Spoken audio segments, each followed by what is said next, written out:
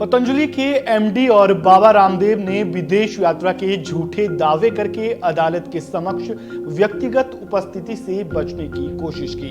30 मार्च को दिए गए एफिडेविट में 31 मार्च की फ्लाइट टिकट का जिक्र है, जबकि एफिडेविट जब दाखिल किया गया था उस समय फ्लाइट टिकट का कहीं कोई जिक्र नहीं किया गया था। नमस्कार, मैं हूं राजेश शर्मा और आप देखना शुरू कर चुके हैं वन इंडिया हिंदी। पतंजलि के विवादित विज्ञापन केस में बाबा रामदेव और बालकृष्ण की ओर से दाखिल किए गए एफिडेविट में कोर्ट ने ये बड़ा गड़बड़झाला सबके सामने लाया है। लाइव लॉ की खबर के मुताबिक कोर्ट ने सुनवाई के दौरान इस बात का जिक्र किया और कोर्ट को गुमराह करने की कोशिश करने पर बाबा रामदेव और आचार्य बालकृष्ण को फटकार लगाई। एक बार फिर से वो एफिडेविट वाली बात में पढ़ देता हूं ताकि आपको यह समझ आ सके कि आखिर पतंजलि की ओर से इस केस में कितनी बड़ी गलती की गई है। पतंजलि के एमडी और बाबा रामदेव ने विदेश यात्रा के झूठे दावे करके अदालत के समक्ष व्यक्तिगत उपस्थिति से बचने की कोशिश की। 30 मार्च को दिए गए एफिडेविट में 31 मार्च की फ्लाइट टिकट का जिक्र है, जबकि एफिडेविट जब दाखिल किया गया था उस समय फ्लाइट टिकट का कहीं कोई जिक्र नहीं किया गया था।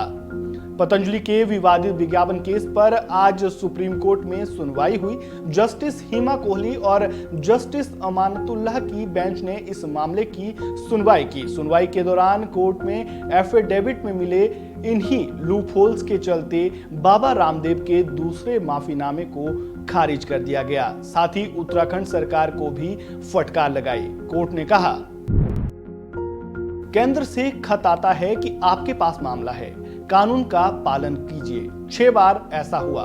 बार बार लाइसेंसिंग इंस्पेक्टर चुप रहे। इसके बाद जो आए उन्होंने भी यही किया। तीनों अफसरों को तुरंत सस्पेंड किया जाना चाहिए। मामले की अगली सुनवाई 16 अप्रैल को होगी। वहीं सुनवाई से ठीक एक दिन पहले यानी 9 अप्रैल को बाबा रामदेव और पतंजलि आयुर्वेद के मैनेजिंग डायरेक्टर आचार्य बालकृष्ण ने कोर्ट में नया एफिडेविट फाइल किया, जिसमें पतंजलि ने बिना शर्त माफी मांगते हुए कहा कि इस गलती पर उन्हें खेद है और ऐसा दोबारा नहीं होगा। जो माफीनामा कोर्ट में दिया गया उसमें लिखा है, मैं विज्ञापनों के मुद्दे के संबंध में बिना शर्त माफी मांगता हूं। मुझे इस गलती पर अफसोस है और मैं अदालत को आश्वस्त करना चाहता हूं कि इसे दोहराया नहीं जाएगा। 21 नवंबर 2023 को कोर्ट के आदेश के उल्लंघन पर भी मैं माफी मांगता हूं। मैं हमेशा कानून और न्याय की गरिमा को बनाए रखने का वचन देता हूं। वहीं इससे पहले भी बाबा रामदेव ने कोर्ट से माफी मांगी थी। 2 अप्रैल को इसी बेंच में सुनवाई हुई थी, जिस दौरान पतंजलि की तरफ से माफीनामा दिया गया था। वही बात अगर इस पूरे मामले की करें तो इंडियन मेडिकल एसोसिएशन की ओर से दायर याचिका में कहा गया था कि पतंजलि के भ्रामक विज्ञापन से एलोपैथी दवाइयों की उपेक्षा की जा रही है। आईएमए ने कहा था कि पतंजलि के दावों की पुष्टि नहीं हुई है और ये drugs and magic remedy act 1954 और कंज्यूमर प्रोटेक्शन एक्ट 2019 जैसे कानूनों का सीधा उल्लंघन है। इस वीडियो में फिलहाल इतना ही। खबरों से जुड़े ताजा अपडेट के लिए बने रहे वन इंडिया हिंदी के साथ। धन्यवाद।